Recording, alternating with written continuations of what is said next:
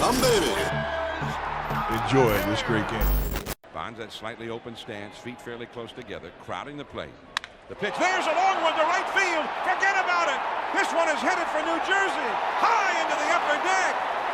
What's going on, everybody? Welcome back to the Humm Baby Baseball channel, and today's video is about an all-time great baseball player who I'm a huge fan of, and I know I'm in the minority, but I'm a Giants fan. What do you expect? I'm a fan of the guy who was the greatest player in the game and was also on my favorite team. I know that's weird. And I want to go to an older topic that I was reminded of a couple weeks ago when there was a few articles and tweets about the possibility of Barry Bonds returning in 2020 to DH for the shortened season. And it started with this tweet, so it's going to be 60 games. Someone get Barry Bonds on the phone right now to DH and hit 280 with 15 home runs at 55 years old during a pandemic to save baseball again. And although there's no evidence that the Giants or Barry Bonds are actually interested, it got me to thinking, and I started thinking back to 2008 and how not one team wanted his services, and then the same thing in 2009 and 2010 and so on until it just became obvious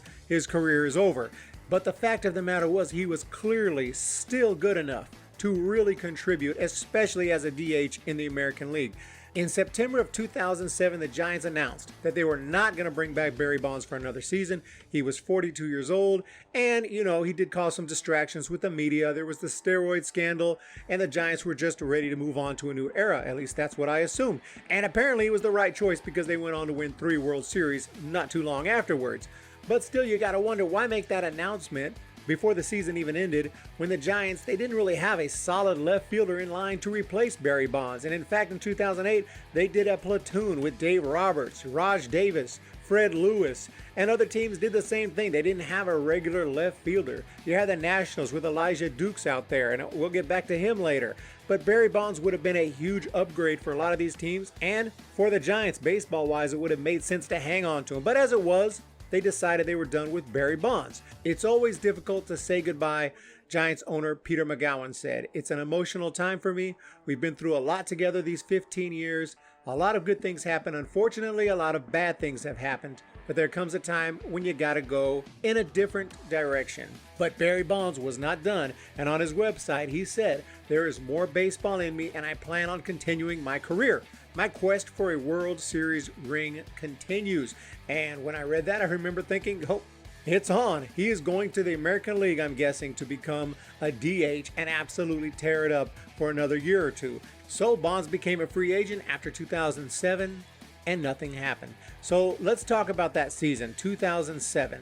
Barry Bonds drew 132 walks, hit 28 home runs, and had a 169 OPS plus with a league-leading 480 on-base percentage. And those 28 home runs came in only 340 at-bats, giving him a home run to at-bat ratio of 1 homer in every 12.1 at-bats. Last year, in 2019, the NL MVP, Cody Bellinger, had the exact same OPS as Bonds did in his last year, 169 OPS plus, okay? And he had nearly the same home run ratio with 1 to every 11.8 for Bellinger. Only slightly better, but he had a much lower on-base percentage, which was 406. In fact, the best on-base percentage in all of baseball last year was Mike Trout, and it was 438, still significantly lower than Barry Bonds's in 2007. So Bonds, while obviously not the absolute video game cyborg that he was in the early 2000s, was still one of the best offensive players in the game and clearly one of the best free agents available in the 2007-2008 off season. So what happened? You might be thinking, oh, he's probably asking for too much money. You're not going to sign a 42, 43-year-old guy who wants millions of dollars. Well, actually, Bonds was willing to play for the league minimum and donate that money to charity. So now, knowing that, it becomes really crazy. Like, I understand. And we'll get into the possible downsides of signing someone like Barry Bonds in 2008. And it's not surprising that some teams did not want to, but it's definitely strange that not one team, not the Moneyball A's, who care so much about players who can get on base for a cheap price, not the Tampa Bay Rays, who had the talent to make a playoff run, and a guy like Bonds would have put them over the top. Not even the Pirates, who were terrible at the time, could have brought him back to his old team just to make an extra buck selling more tickets. All teams said no thank you to a guy who just hit 28 home runs in 340 at-bats with a 480 on-base percentage and a 169 OPS plus. So I'm asking the question, was he blackballed? Was there collusion going on between the owners? Did they act in concert to keep Barry Bonds out of the game? And that's what he contended and filed a grievance through the union, claiming that the owners violated the collective bargaining agreement, which stated, players shall not act in concert with other players and clubs shall not act in concert with other clubs. His agent Jeff Boris told the San Francisco Chronicle he deserves to go out on his own terms, not be run out of the game in this fashion. He gave his heart and soul to the game. What's going on right now is not good. And it would not have been the first time owners were accused of collusion. It happened multiple times going back to the 60s, and they were even found guilty 3 times during the 80s, such as after the 85 season, where all of a sudden all the free agents were not getting any kind of legit offers. You had superstars like Kirk Gibson and Phil Niekro didn't even receive an offer. And then after the 86 season, you had all-star player Andre Dawson in his prime, who just won 6 Gold Gloves and a Rookie of the Year with the Expos, taking a pay cut to sign with the Cubs, where he would go on to win the MVP in 87. And it was found that the league did indeed collude to keep salaries as low as possible, and even agreed to keep contracts down to 3 years maximum for position players, 2 years maximum for pitchers. It's treason, then. And at that time, Fay Vincent, who was the commissioner, told the owners, the single biggest reality you guys have to face up to is collusion. You stole $280 million from the players, and the players are unified to a man around that issue because you got caught, and many of you are still involved. Back to Bonds, we have to look at some of the reasons why teams would not want his services for the league minimum. After looking at those stats, as mentioned, there was the steroids controversy, but Barry Bonds had not officially failed a test. Although some research and common sense would tell you that he was definitely juicing, especially during the early mid-2000s, still, he wasn't in any danger of being suspended by Major League Baseball unless he was to fail a test, which he had not. Besides, many great players have failed tests, been suspended, been obvious juicers, admitted juicers, continue to find employment. Why? Because they could play ball. Jason Giambi, Andy Pettitte, A-Rod, Gary Sheffield, Manny Ramirez, on and on and on and on. If you can play, you get signed. So I don't think I can say that that's the reason. Maybe it's his character, because MLB owners and general managers definitely would never sign players of questionable character. Come on. Except they do and have, and even more so back in 2008. But maybe Barry Bonds was a negative presence in the clubhouse, or like a clubhouse cancer. Except, once again, talented players who put up numbers always get signed by a team, clubhouse cancer or not, including a guy I mentioned earlier with the Nats, Elijah Dukes. He was known to cause problems wherever he went. He got sent to anger management multiple times, and reportedly the Tampa Bay clubhouse was ecstatic when he got traded to the Nationals, who used him as their starting left fielder in 2008, the year Bonds was trying to find work. And it would have been a huge upgrade to have Barry Bonds instead. You had Albert Bell, who was known basically as a complete psychopath. He found work his entire career until he had to retire due to a hip condition.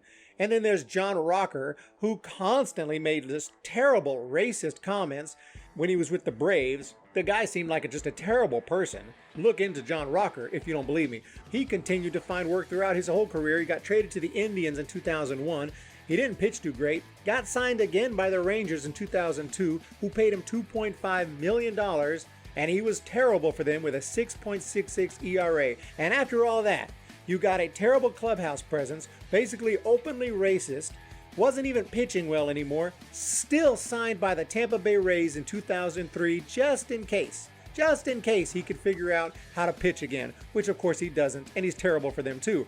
But that just goes to show teams are going to sign players who are bad clubhouse presences, bad people, bad attitudes, as long as they can produce, or even if they can maybe potentially produce, even if it's just a chance. So how do you not sign Barry Bonds? He did have a pending court case. He was indicted for charges related to grand jury testimony in 2003 when he denied knowingly using performance-enhancing drugs. But this was very unlikely to be a distraction during 2008. In fact, the trial didn't even start until 2011. These things take years to get going. So I don't think that that would have made sense either for teams to pass on Barry Bonds because of some pending court case that wasn't even going to affect the 2008 season. It just had to be a one-year contract. Nobody signed him. So yes, there are reasons why certain teams would take a pass on such a player. Absolutely, especially considering the baggage and the steroids and everything I said. But it's hard for me to believe that all 30 teams would take a pass on such a player, especially considering he was willing to play for league minimum. That's where his case really becomes interesting to me. However, because it's really tough to prove collusion without some kind of a smoking gun, a phone call, a recording, a text message, something. And without that smoking gun, Bonds lost his case in 2015 after an arbitrator sided with Major League Baseball. While I can't definitively say that there was collusion or that there wasn't, if I had to guess, I would say yes. I find it too hard to believe that all 30 teams took a pass on a guy coming off a season with a .480 on base and 28 bombs in 340 at-bats. 15 American League teams that could have used him as a designated hitter, could have paid him the league minimum, and if things were not working out, could have just released him. They all took a pass on Barry Bonds in 2008. Absolutely unbelievable. And then the Tampa Bay Rays make it to the World Series without a regular DH. And the ones they did use, Willie Ibar and Cliff Floyd, in games 1 and 2, went 1 for 6 with a single and no RBIs. And the Rays end up losing that series in 5 games. So I just find it very strange that not one team would take a chance on Bonds for the league minimum in 2008. But it is possible that they all just individually decided, hey, it's too much of a distraction, too much drama. He's older, he's going to be 43, just not worth it. Yes, I admit it's possible. But like I said, if I had to guess, I would guess there was some kind of communication going on between the owners, that there was some kind of collusion going on where they were telling each other, hey, if you don't sign him, I won't sign him. Let's just not sign him. I think it's very possible. Let me know what you guys think of Barry Bonds. Was he blackballed from Major League Baseball out after the 2007 season? What do you think about a comeback this year? I know it's not happening, but what if? Would you be down to see Barry Bonds DH in 2020? And how do you think he would do? I would love to see it. But I know he's 55 years old. He hasn't faced MLB pitching in a while. And so I'd be prepared for some disappointment there. But you know what? I'd be first in line to watch it just to see what Barry Bonds could do with a bat. So I'm disappointed the way his career ended. I wanted to see him play in 2008, 2009. It was not meant to be. My question is, why wasn't it meant to be? MLB got off the hook on that one. An arbitrator said, nope, not guilty. But let me know, what do you guys think?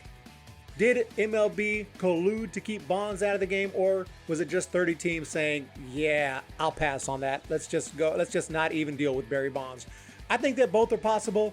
I'm saying there was collusion if I had to guess. You guys have a fantastic day. Let me know what you think in the comment section down below of this older story that I'm bringing back up, because I find it absolutely interesting and fascinating and sad that we didn't get to see Barry Bonds play in 08 and 09. I think it would have been very interesting to see how he did as a designated hitter. So you guys have a great day. Thank you for checking out Humm Baby Baseball. If you enjoyed this video, you know what to do. See ya!